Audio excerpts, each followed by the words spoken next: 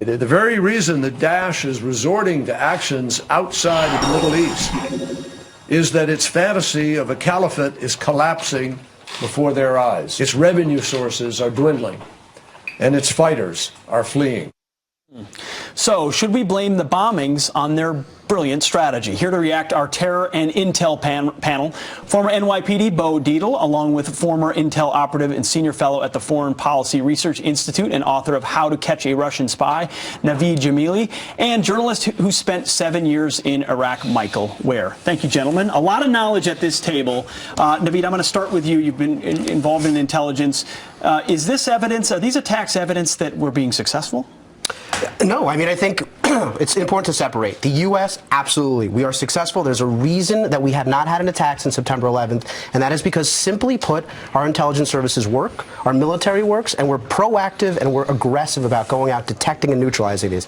And you see when you don't do that, you have Brussels and Paris. So totally two separate games here going on. Bo, well, I got to disagree with my friend here. There was an attack in San Bernardino, and it was directly attributed to ISIS. So we did have an attack. You tell those families over there that lost all their loved ones, we haven't had an attack. We haven't had more attacks, say it like that. But as far as I'm concerned, and I know John Kerry very well, and what he's talking is a bunch of hogwash. You got a president that's doing the wave. You got a president doing the tango. When Americans, you tell the parents and the relatives of those 4 Americans that were blown up over there in Brussels that everything's all right and this is part of the plan, that's hogwash. What he did in Iran, the same thing John Kerry sat there. They're launching missiles. They're developing whatever they want. They get the $150 billion. They're laughing at us. America looks like a toilet bowl right now around the world. Michael, you've been in inside some of these groups. Are they on their heels and therefore they're attacking, or is it the other way around? Let's be very, very clear. Sure, our military operations are putting them under pressure militarily. And that's precisely what we want to do. As much as possible, we want to have them as worried about detection from the sky or elsewhere as they're worried about what they're doing. But, you know, the attack in Brussels, the attack in Paris, is no way is a sign of their decimation. In fact, it's quite the opposite. From the very moment this organisation was created, their founder stated that his ultimate goal was to spread attacks back to the West.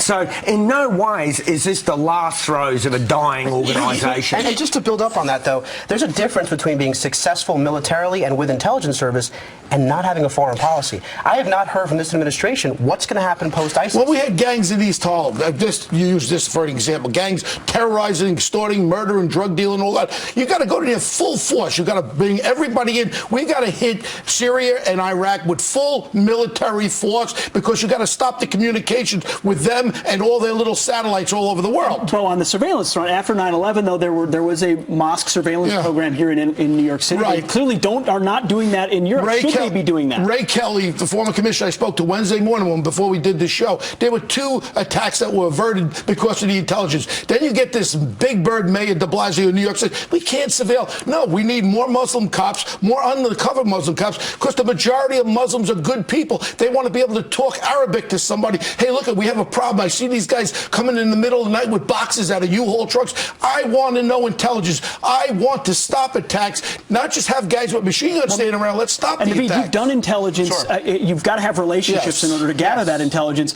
How far behind the curve are European intelligence Well, that's exactly what Bo and I were just talking about before the show. Listen, the person who has blood on their hands right now is Edward Snowden. Snowden has absolutely caused a contraction in the intelligence services. Luckily, the U.S. is not going to kowtow to his ridiculous claims. Unfortunately, the Europeans did, and the result is what and everyone's afraid. Don't forget, it's also more than that.